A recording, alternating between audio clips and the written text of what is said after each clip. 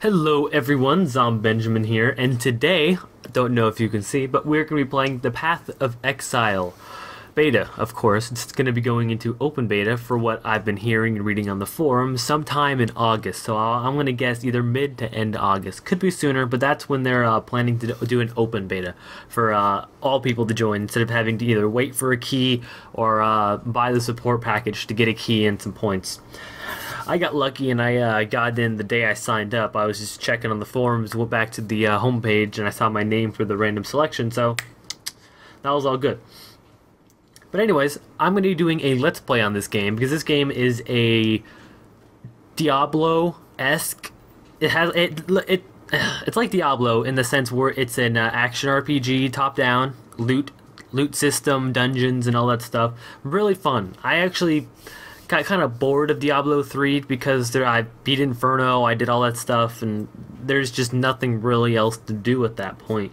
So I've had this game for like 5-6 months now, and I've been playing it on and off, but I've been playing it a lot more recently just because there hasn't been that many games coming out that I've been playing, so I've been just kind of sticking around with this one. But anyways, let me just create my character, and then we can get started. The first, I don't know how long we're going to record for, probably 45 minutes or so, just to get a nice foothold in the my recording, so I can have something to upload, because I've been able to upload for a while, because I've been on vacation and traveling the past week or so. So let me just create my new character. I've been thinking of a name. I don't know if it's already taken, but I'm going to play the Shadow, because I've never played a Shadow. And let's see if I can do Falcon. Falcon Hoof. Can I do that? Because if you get where the Falcon Hoof is from, you watch some pretty obscure videos on the internet. Oh, nope. That one's already taken. What about UUF? Falcon Hoof. Alright. This game is really good, but some people have some gripes with it, saying that the game doesn't look good or any of that other stuff, but I think it looks fine. As you can see, it starts off, you're in exile, the boat crashed and all that stuff. I have some options turned on that I think I'm always going to have on, because it's just really convenient. It's like, you see how the glass shank right here is lit up? If I weren't to have that on, that'd be a bit hard to see if you ask me. And also it shows you what slot colors there are just from the ground, and also tells me if there's like an orb, which I'll get into a little bit later when I find one, and any skill gems and all that stuff. So let's pick up the dagger, or shank, well, dagger, and let's continue. I've never actually played this class, but I've seen some videos on high level builds, and I may go for that. Probably not though. I picked that up and then talk to the dying exile. He's talking about how he can make it, but oh no, he's not. Killed the first enemy there and got double strike, huh? Now the way skill gems or skills work in this game is that when you level up, you don't necessarily get skill points to put into like a specific skill like you would in some other games where like, oh, I leveled up, let me put some points into this to make it stronger. It doesn't work that way. The way it works is you get skill gems, and you put the gems inside your weapon, and then that allows you to use it. So you can even put gems that you can't even use in your thing just to level them up, so you can trade them, and then you can trade for better items and whatnot. I don't really like to put stuff on my mouse buttons, just because it doesn't feel natural unless it's some specific skill that I don't use too often or I use a lot. But otherwise, I just put it on the QWERTY, or the QWERT. Now break these barrels, see if there's anything good. I got a blue already. Alright, now let's fight these dudes. This game, I can show you a part of the game that, when I level up, probably one of the main features about this game I can show you when I level up, because when you see it, this was when I first saw it, I was like, oh crap, this is a pretty big skills selection. Won't go into more than that, but there's a lot of skills that you can do for builds for your character. And when I level up, which should be fairly soon, I mean, I shouldn't need to kill many more. Let's see. Also, when I kill this dude, I'm going to move around my mana flasks. The flasks in this game is like HP potions, except that when you don't find them on the ground. You can find them on the ground, but you have basically an infinite supply when you drink it. This is go off my HP one. You can see this is a small life flask. Life recovery 60 points. It takes 6 seconds to recover. Has 21 charges. Each time I use it, it costs 7 charges, so I can use it 3 times for 1. What's neat about it though is that whenever you kill an enemy, like a basic enemy, like the white mobs or the trash mob, like this guy, the drowned, he'd give me 1 point to this charge. So let me just use it to refill. I'm at 14 now.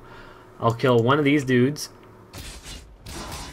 and now I'm at 15. So as long as you're killing enemies, you can continue to use your skills, which or heal and use your skills and basically anything that has to do with healing yourself or getting more mana, which I think was probably one of the best things in one of the creative things in this game, along with the skill gems.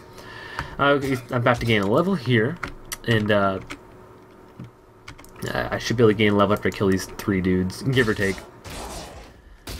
I remember when I first played this game, the skill gem doesn't spawn when you first get your weapon. That's they add that in there because otherwise you'd just be using your default attack. But I gained a level, and now the thing that I think I'm gonna have the most fun with, just building characters in this game, and I can show you what I mean by that by right here.